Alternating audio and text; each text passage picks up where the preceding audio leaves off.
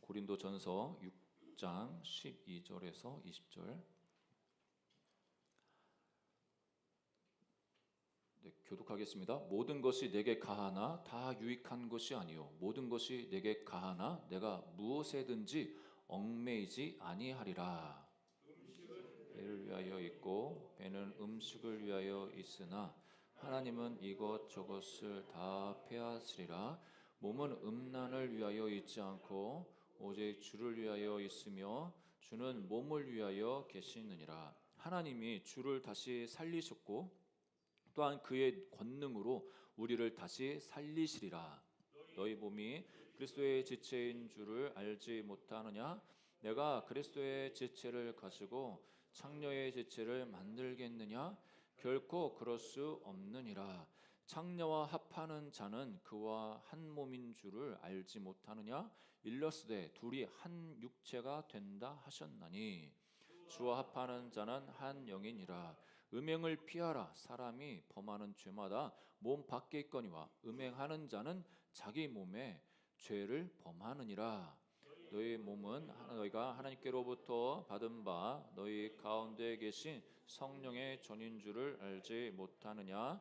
너희는 너희 자신의 것이 아니라 같이 있습니다. 값으로 산 것이 되었으니 그런즉 너희 몸으로 하나님께 영광을 돌리라. 아멘. 우리 현대를 살아가는 우리들에게 있어서 이 자유라는 이 단어만큼 매력적인 단어가 없습니다. 이 자유가 얼마나 소중하고 가치 있는지 그 자유를 버려야 어떻게 보면은 그 자유에 대한 그 가치를 더 느낄 수가 있죠.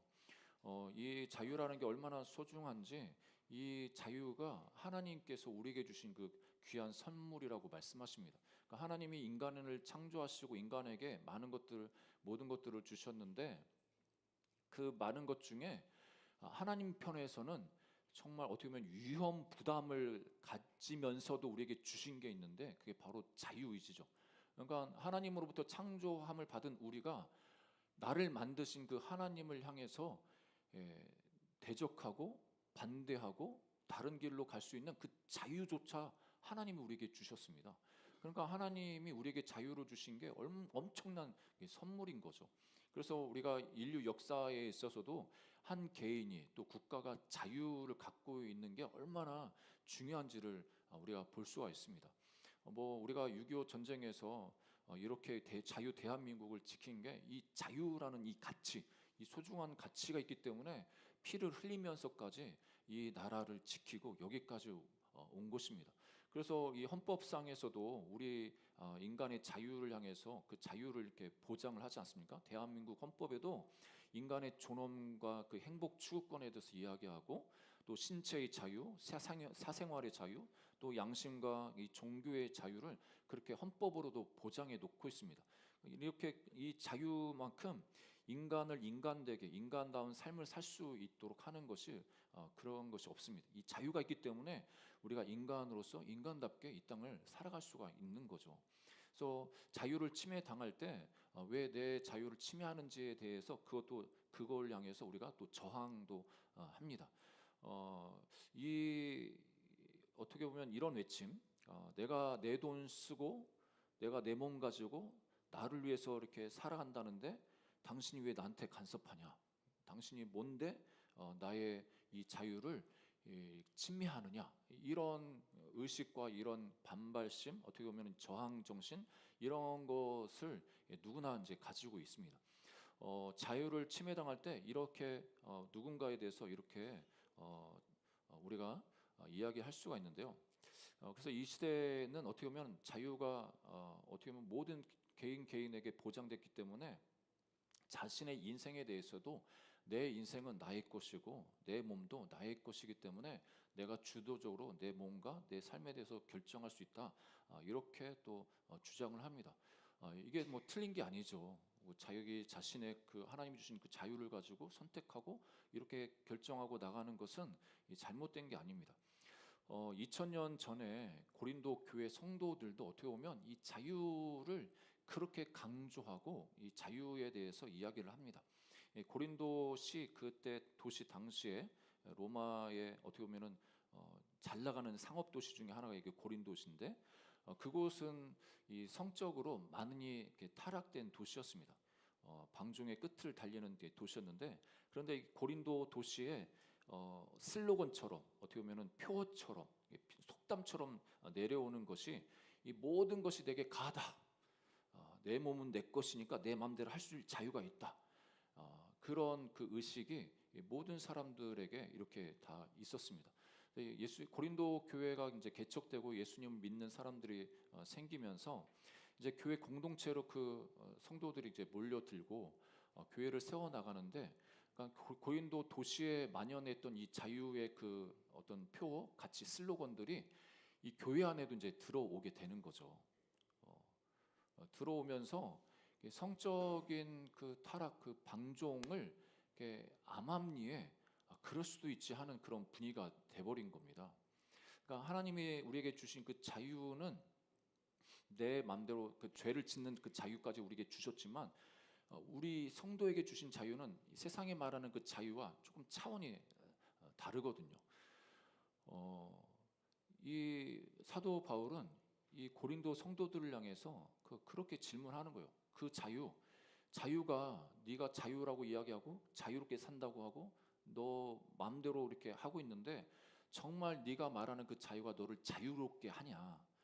혹시 그 자유라는 이름으로 죄와 욕망 이것들에게 오히려 지배당하고 있지 않냐? 이렇게 반문하는 것이죠. 그리고 정말 네 몸은 정말 네 것 맞냐? 이렇게 질문하고 있습니다.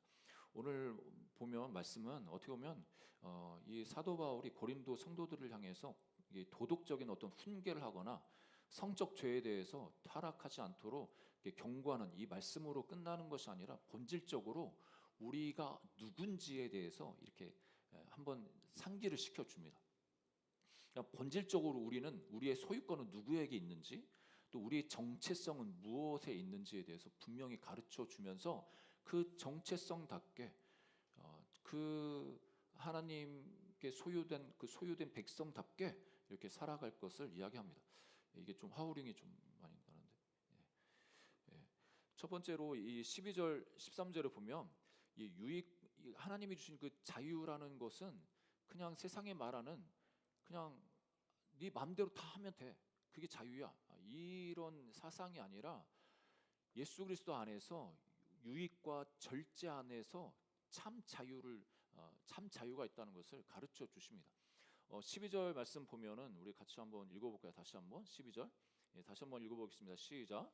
모든 것이 내게 가하나 다 유익한 것이 아니요 모든 것이 내게 가하나 내가 무엇에든지 얽매지 아니하리라. 이 사도 바울은 자유 그 자체에 대해서 부정하지 않습니다. 그래 자유, 내게 모든 것이 가해. 그 모든 것이 다 허락됐고 그것을 할 수 있어. 그런데 그 자유가 누려지는 그 경계가 있다는 것을 이야기를 합니다. 이때 당시 고린도 교회에는 어떻게 보면 영지주의적인 그 지배를 많이 받고 있었습니다. 영향을 많이 받고 있습니다. 그때 당시 헬라 철학 이 자체가 이 영지주의를 부추기고 그것이 당연하게 이렇게 받아들이는데 그게 뭐냐면 영적인 존재는 거룩하고 육은 어떻게 보면 더럽고 무익하다는 그런 의식입니다. 그러니까 우리가 이 성도들이 그런 그 철학과 이 사상에 스며들어 가지고 그 생각을 가지고 예수님께 나와서 갖고 있는 생각이 나는 영적으로 이미 구원받고 하나님 자녀 되었으니까 이 무익한 육체로는 어떤 짓을 해도 상관없어. 어차피 이 육체는 죽어주고 그렇게 버려지는 존재이니까 내 영적인 구원에는 내 육체를 어떻게 써든지 상관없어. 이런 의식이 이 고린도 성도들에게 다 스며들어가 있었습니다. 그러니까 나는 이제 구원 받았으니까 육체적으로는 뭐 죄를 짓든 이게 내가 하고 싶은 거 해도 그런 거는 전혀 문제될 거 없어. 이렇게 이야기하는데 사도 바울은 그게 아니라고 이렇게 이야기를 하죠. 여러분 13절 전반절에도 보니까 이렇습니다. 음식은 배를 위하여 있고 배는 음식을 위하여 있으나 이 말 자체도 고린도 그쪽 지역에 또 성도들이 생각하는 그 생각을 이야기를 하는 겁니다. 그러니까 우리가 배고프면 밥을 먹지 않습니까? 어, 식욕이 생기니까 밥을 먹는데 마찬가지로 우리 안에 성욕이 일어나? 그럼 성욕을 해결하는 거는 당연한 거야, 기본적인 거야. 이렇게 생각을 하는 거죠. 배고프니까 밥을 먹는 거. 음식은 배를 위해서 있듯이 우리 이 몸도 어떻게 보면 내 어떤 성적인 욕구를 풀어주기 위해서 얼마든지 뭐든지 어떤 관계를 다 할 수가 있다. 이런 생각을 가지고 있는 겁니다. 그런데 바울은 단호하게 선을 긋죠. 여기 12절 13절에 이 말씀은 이 사도 바울이 이렇게 말씀하는 거나 마찬가지입니다. 그래, 너희 말대로 다 할 수 있는 자유가 있다.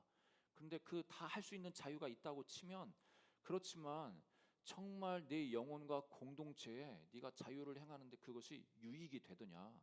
오히려 그 자유 때문에 네가 무언가에 지배당하고 있다면 그건 진짜 자유가 아니라 노예 상태라는 겁니다. 여러분, 이 바울이 뭘 말씀하는지 여러분 이해가 되십니까? 12절 다시 말씀 들어가 보면 모든 것이 내게 가나 다 유익한 것이 아니오.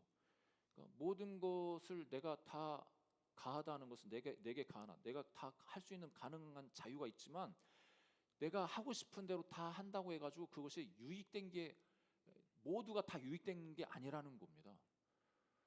그리고 모든 것을 내가 다 할 수 있고 그런 자유가 있는데, 그렇다고 해서 그 무엇에든지 내가 얽매이지 아니한다. 그러니까 여러분, 우리가 이렇게 자유롭게 뭔가를 선택하고 그것을 한다고 했을 때 그 얽매인다는 이 표현에는 그 에수시아라는 그 헬라어를 쓰는데, 이것은 어떤 권세 아래 놓인다, 지배당한다 이겁니다. 그러니까 내가 하고 싶은 대로 내가 좋아서 했는데 결국에 가서 봤더니 오히려 그것 때문에 내가 억압을 당하고 그것에 매여 가지고 종이 되고 노예가 된다는 겁니다. 쉽게 예를 들면 술도 그렇죠. 술 내가 좋아서 마시죠. 술 마신다고 누가 뭐라고 하겠습니까? 술 자유롭게 마실 수 있죠. 근데 처음에는 즐기려고 하는 그게, 그 술이 많이 먹다 보면 그 술이 나를 지배해 가지고 어떻게 보면은 알코올 중독으로 나를 사로잡는 거예요. 그러니까 내가 자유롭기 위해서 먹었던 그게 나를 더 속박하는 그런 경우가 있다는 거죠. 그리고 음란도 마찬가지고, 이 탐욕도 그렇고, 우리가 가지고 있는 즐겁게 즐기는 그런 것들이 처음에는 내가 자유를 가지고 있으니까 그거 한다고 해서 누가 뭐라고 하겠습니까? 그런데 시간이 가면 갈수록 그것에 내가 매여 있어 가지고 그것에 종이 되는 그런 상황 가운데 간다는 겁니다. 그래서 이 사도 바울이 말하는 것은, 이 사도 바울이 참 자유를 이야기할 때는 내가 하는 그 선택과 내가 하는 그 일들이 공동체와 나에게 유익이 될 것인가? 만약에 남에게 유익이 되지 않는 거라면 안 하는 게, 절제하는 게 자유라는 겁니다. 진정한 자유라는 겁니다. 그리고 내가 즐길 수 있고 내가 할 수 있는 그것도 공동체의 덕이 안 되면 안 하는 겁니다. 제가 목사지만 나는 다 할 수 있어. 여러분, 내가 할 수 있는 것, 세상에서 할 수 있는 것, 내가 자유가 있기 때문에 그거 다 한다고 생각해 보세요. 제가 고주망태기가 돼가지고 주일날 왔다고 생각해 보세요. 이게 공동체의 덕이 되겠습니까? 덕이 안 돼. 당연히 덕이 안 되죠. 우리 한 목사님이 초기에 개척을 하시고 너무 힘들어가지고, 예전에 이분이 세상에서 술고래였어요. 술고래. 술을 너무 좋아하셔가지고 대학 들어갈 때부터 캠퍼스에서 맨날 이렇게 막걸리 마시면서 이렇게 오고 가는 자기 친구들, 선배들 다 불러서 이렇게 마시고 결국에 수업도 안 들으시고 그래서 그 학교에서 너무 유명하신 분인데, 이분이 이제 예수님 만나고 이렇게 회심을 했습니다. 그래서 이제 목회를 하시고 개척을 하신 거죠. 개척을 하시고 나서 너무 1년, 2년, 3년 가면서 너무 힘드신 거예요.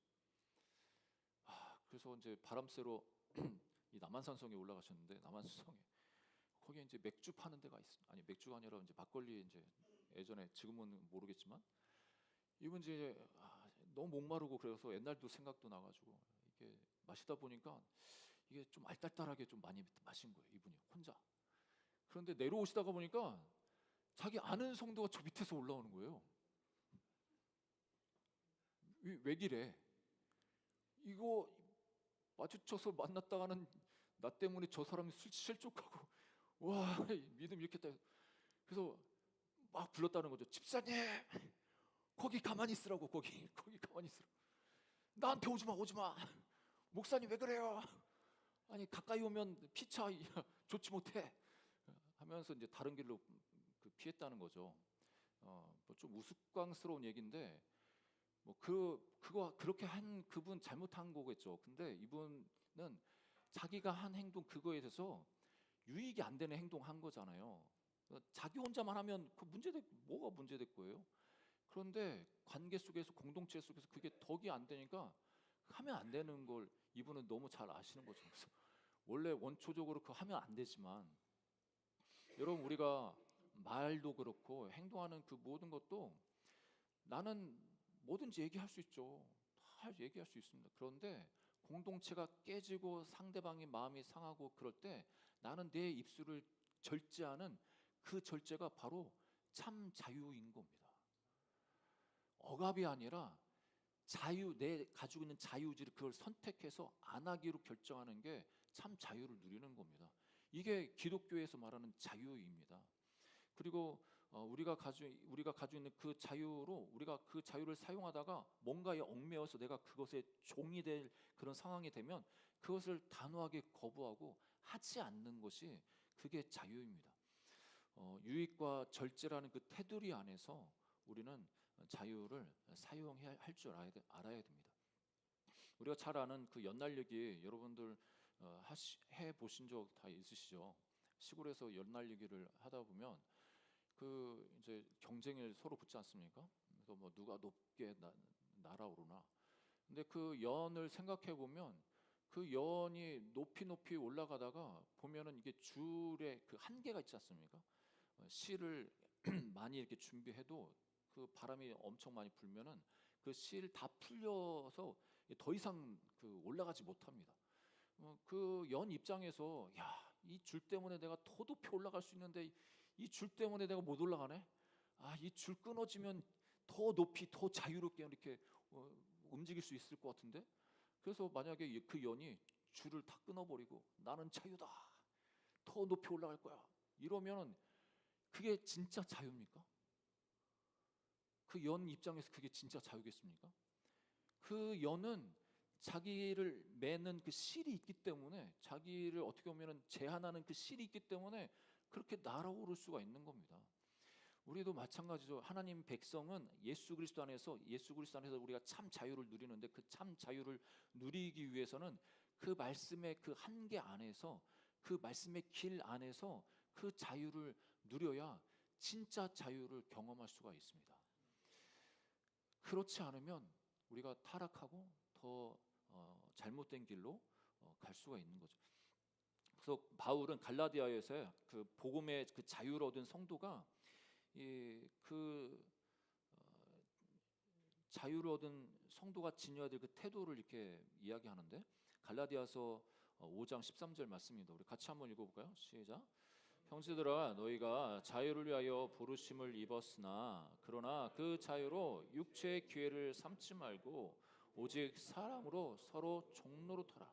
그러니까 이 자유가 얼마나 귀한지에 대해서 그 가치에 대해서 이야기하지만 그 자유가 진짜 자유 되기 위해서는 예수 그리스도 안에서 그 절제할 수 있어야 되고 그 육체를 따라만 살아가는 게 자유가 아니라는 것을 이 사도 바울이 가르쳐주고 있습니다. 또 베드로 사도도 이렇게 이야기합니다. 베드로전서 2장 16절 같이 읽겠습니다. 시작. 너희는 자유가 있으나 그 자유로 악을 가리는 데 쓰지 말고 오직 하나님의 종과 같이 하라. 우리가 가지고 있는 그 자유를 가지고 하나님을 섬기는데 지체들을 섬기고 교회의 덕을 세우는 그 일에 사용하라고 말씀하고 있습니다. 그 다음에 13절 후반절에 보면 음식은 배를 위하여 있고 배는 음식을 위하여 있으나 하나님은 이것저것을 다 패하시리라.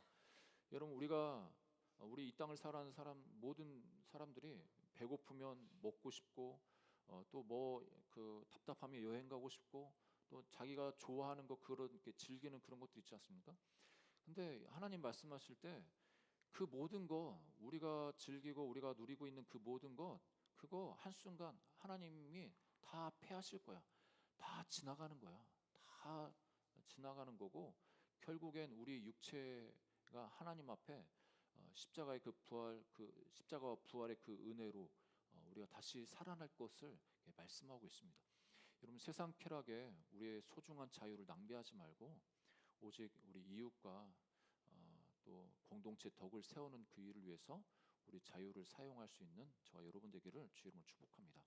두 번째는 우리의 몸이 성령의 전이인 것을 이 사도 바울이 일깨워주고 있습니다. 14절에 보면 이 15절 쭉 내려가다 보면 여러분 그 사도 바울이 지금 음행의 문제를 도덕적인 차원에서 그 음행하면 안 돼. 지금 이 고린도 성도들이 어떤 음행 가운데 있냐면 지난주에도 말씀드렸던 것처럼 그 뭐 창녀와 이렇게 그 성적 관계를 하는 것, 신전 창녀와 이런 관계를 맺는 것, 그리고 더 나아가서 계모, 그러니까 아들이 계모, 그 아버지의 아내, 자기 어떻게 보면은 계모 그 계모와 이렇게 관계를 맺고 이런 부분에 대해서 이 사람들은 원래 세상도 다 그러니까 뭐 이거 뭐 문제될 거 없어 이렇게 생각했던 사람들입니다.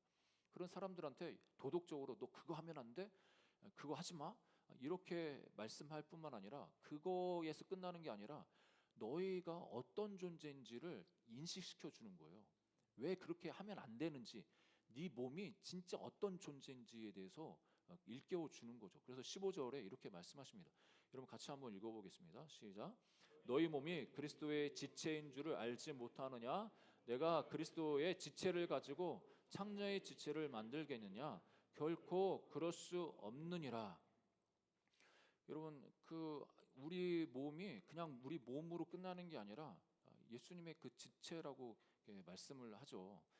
그러면서 그 성적인 그 관계를 하는 걸 통해서 육체적으로 이제 결합된다는 것을 어떤 그냥 육체적인 결합이 아니라 존재와 존재의 결합, 어쩌면 뗄 수 없는 영적인 결합까지 나아간다는 것을 가르쳐 주십니다.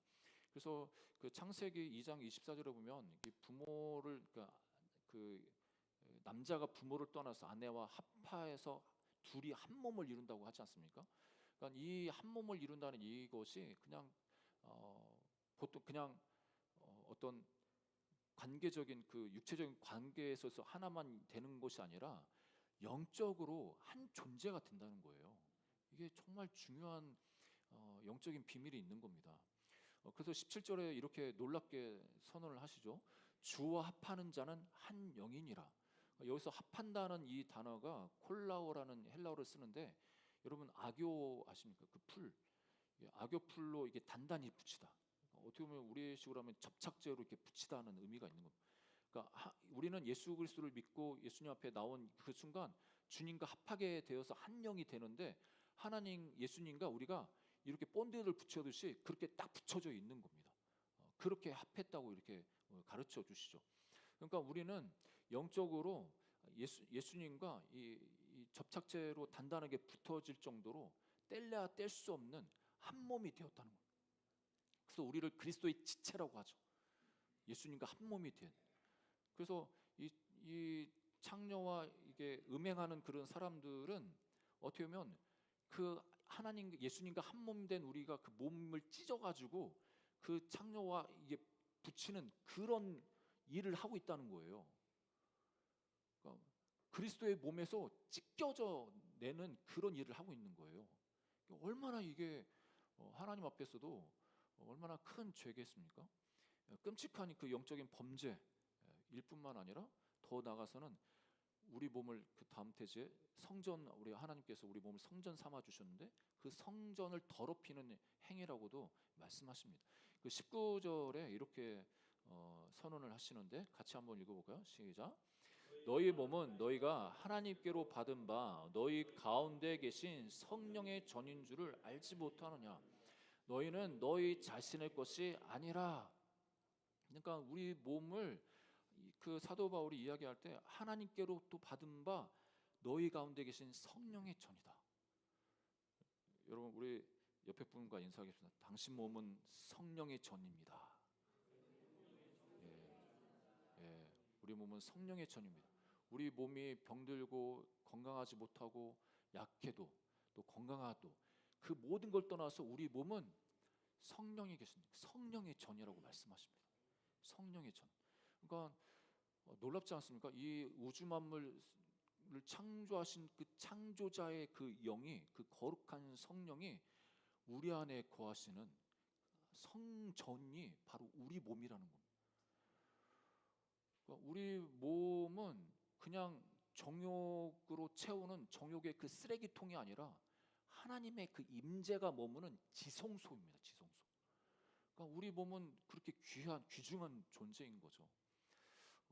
여러분 생각해 보세요. 그 우리가 귀중하다고 생각하면 여러분 가정에 저와 여러분의 가정 또 이곳이 소중한 곳인데 여기에 누군가 오물을 던지거나 거기서 또 음란 행위를 하거나 악한 짓을 한다고 생각해 보세요. 여러분 그거 눈 뜨고 보겠습니까? 당장 끌어내든지 그걸 못하도록 막지 않겠습니까? 그것에 오물을 던진다고 하면 그 오물 던진 사람 끌어내고 그것도 다시 씻어버리지 않겠습니까? 그러니까 우리 몸은 그렇게 거룩하고 깨끗한 성령이 거하시는 전인데 우리의 마음과 생각에 또 우리 육체적으로 그런 악한 짓을 할 경우에는 우리 육체를 더럽히는 거나 마찬가지입니다. 성령의 전을 더럽히는 겁니다. 뭐 여기서 이 사도 바울은 음행에 대해서 집중적으로 이야기하지만 음행뿐이겠습니까? 우리가 가지고 있는 생각이라든지 우리 말이라든지 우리 행동을 통해서도 얼마든지 우리 성전된 우리 몸을 더럽히면서 그렇게 살아갈 수가 있습니다.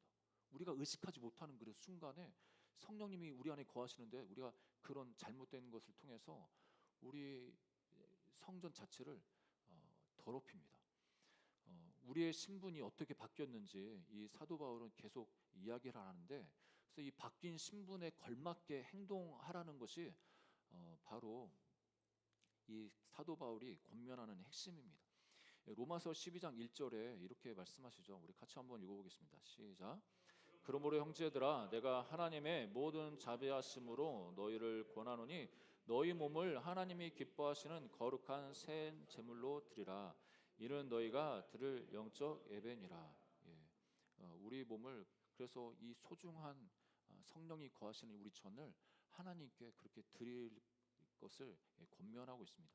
그러면서 18절에 음행을 피하라고 이렇게 명령을 합니다. 여기서 음행을 피한다, 이 피하라는 이 단어 자체는 앞뒤 보지 말고 망설임 없이 그렇게 보자마자 도망치라는 겁니다. 이게 현재 진행형입니다. 그러니까 이 사도 바울은 그 음행과 맞서 싸워라 이렇게 말하는 게 아니라 음행을 피하라, 보자마자 피해, 뭐 망설이지도 마 이렇게 이야기하는 거죠. 그러니까 이것의 좋은 그 애가 바로 창세기에 나오는 요셉의 이야기 아니겠습니까?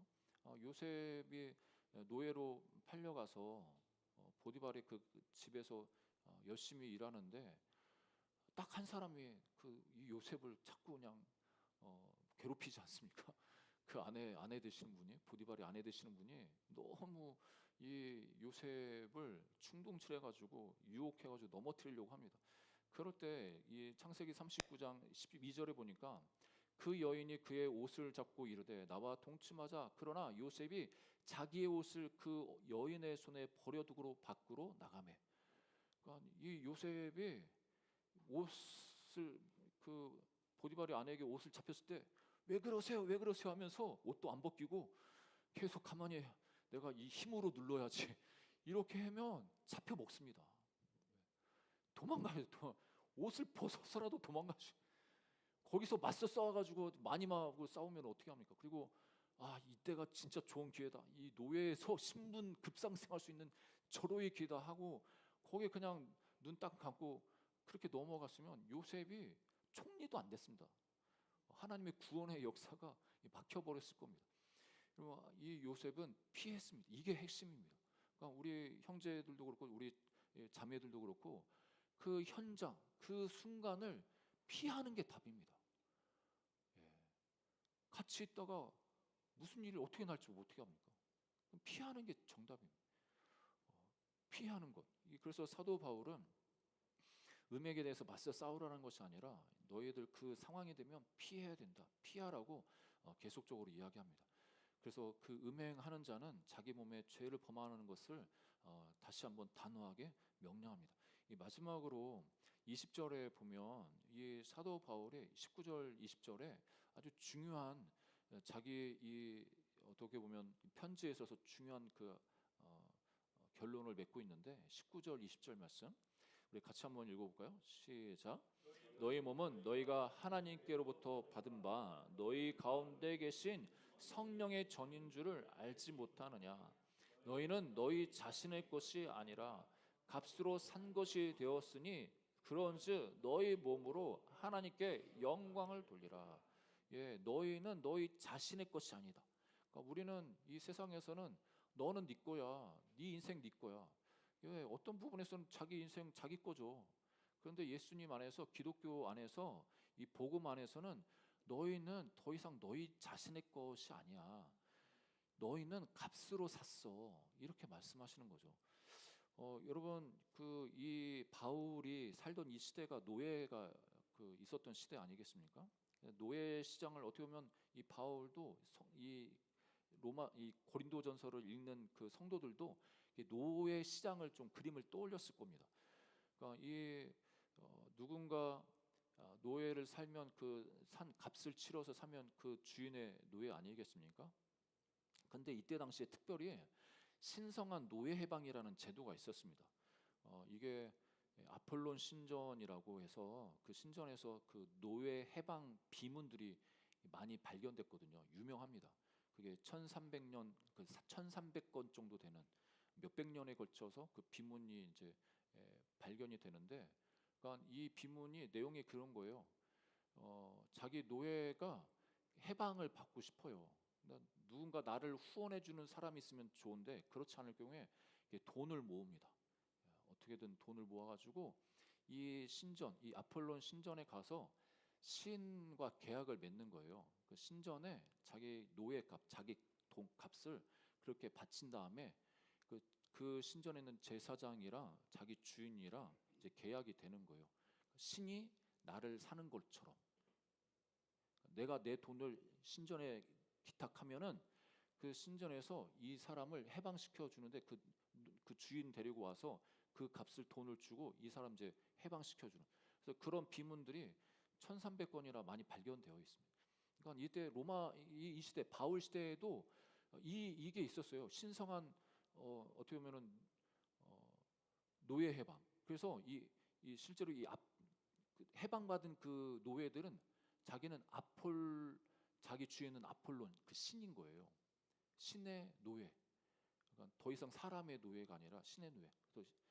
그런 해방 제도가 있었다고 합니다.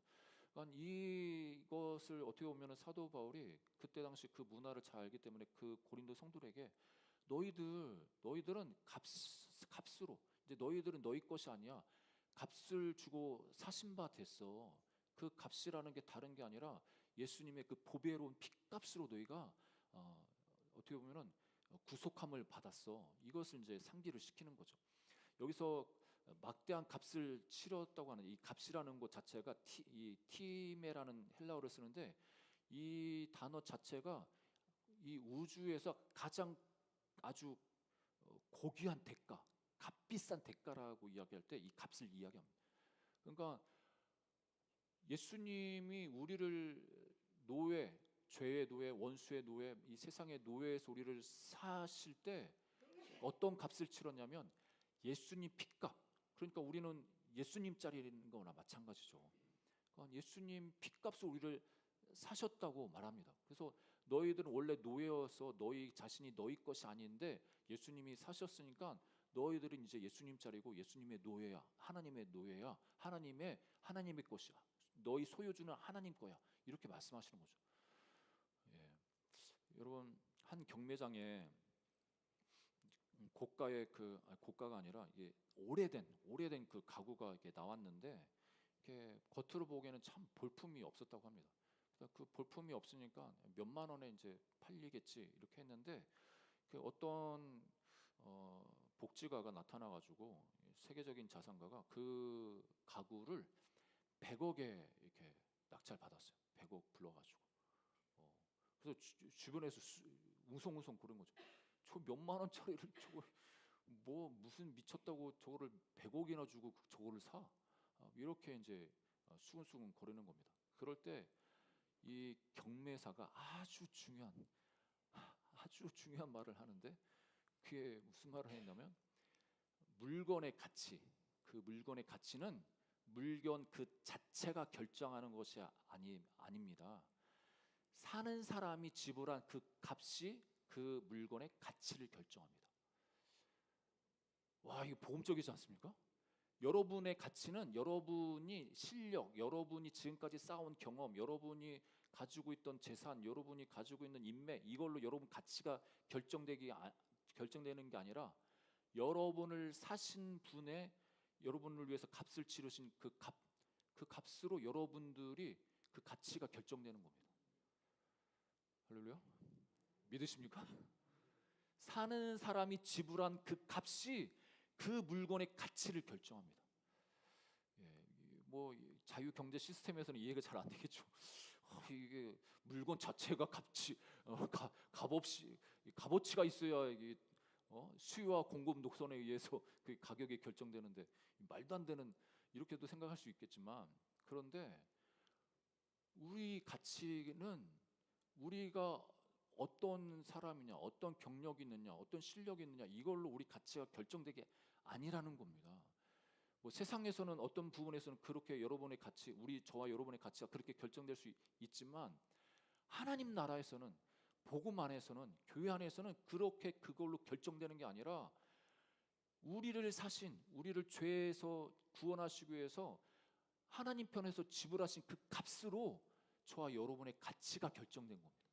그게 바로 예수님 값으로 저와 여러분들이 죄에서, 사망 권세에서 구원함을 얻었기 때문에, 속죄를 받았기 때문에, 예수님 값으로 우리가 그렇게 가격이 맺혀져 있는 겁니다. 옆에 분 축복하겠습니다. 당신은 예수님 짤입니다. 예수님 짤이라고 하면 지금 우리가 자본주의 시대에 이렇게 살아가지고 별로 이렇게 값어치가 그렇게 생각이 안 나죠. 적어도 성경적으로 보면 적어도 저와 여러분은 1조 원 이상의 가치가 있습니다. 1만 달란트 탕감받은 자, 성경에 보면 1만 달란트 탕감받은 자 비유가 나오지 않습니까? 그 1만 달란트가 현재 시세로 1조 이상입니다. 우리 같이 다시 한번 축복하겠습니다. 1조 원 이상의 가치가 있으십니다. 예전에도 예수님 짤에 이 교재가 있어서 청년들 가르치는데 마음에 별로 잘 이렇게 와닿지가 않아. 너 예수님 짤이야. 그렇게 귀해. 그래요? 예수님 짤이라는 게 별로 마음에 안 와닿는데요. 돈으로 얘기해줘, 돈으로. 실질적으로. 갈라디아서 2장 20절에 이렇게 말씀하십니다. 이 사도 바울이 자기의 삶을 고백할 때 이렇게 고백하는데, 우리 같이 한번 읽어볼까요? 시작.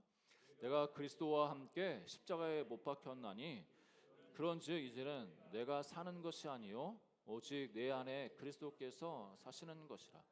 이제 내가 육체 가운데 사는 것은 나를 사랑하사 나를 위하여 자기 자신을 버리신 하나님의 아들을 믿는 믿음 안에서 사는 것이다. 예수님께서 우리를 위해서 십자가에서 죽으시고 우리가 죽어야 될 그 자리에 대신 죽어주시는 그 은혜.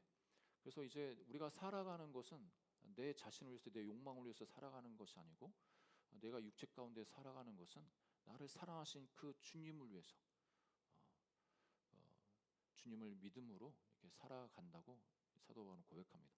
이 말씀의 결론을 맺으면, 오늘 말씀에 그 사도 바울은 고린도에 있는 만연된 그 성적인 방종, 그 방탕한 문제에 대해서 말씀을 전하시는데, 그 답을 그냥 음행에서 피해야 돼, 그거 십계명 어기는 거야, 그 죄를 짓는 거야, 이런 차원으로 접근하는 게 아니라, 네가 어떤 존재냐, 예수 그리스도 안에서 너는 하나님의 것이야. 더 이상 네가 네 삶의 주인이거나 네 몸이 네 것 아니야. 그리고 우리에게 주신 그 자유는 공동체의 유익과 그 유익을 위한 그 방향으로 또 절제하는 것 자체가 참 자유인 것을 우리에게 가르쳐 주십니다. 이 C.S. 루이스가 기독교 변증가로서 유명하신데 이렇게 말하고 있습니다. 기독교는 우리에게 우리 몸은 우리 자신의 것이 아니다라고 말한다. 우리 몸은 하나님이 지으신 집이며 그분이 세를 드신 집이 아니라 아예 그분이 소유하신 집이다. 그분은 그 집에 들어오셔서 자신이 원하는 대로 인테리어를 바꾸기 시작하신다. 여러분, 여러분들은 예수님을 여러분들의 인생의 세입자로 생각하십니까?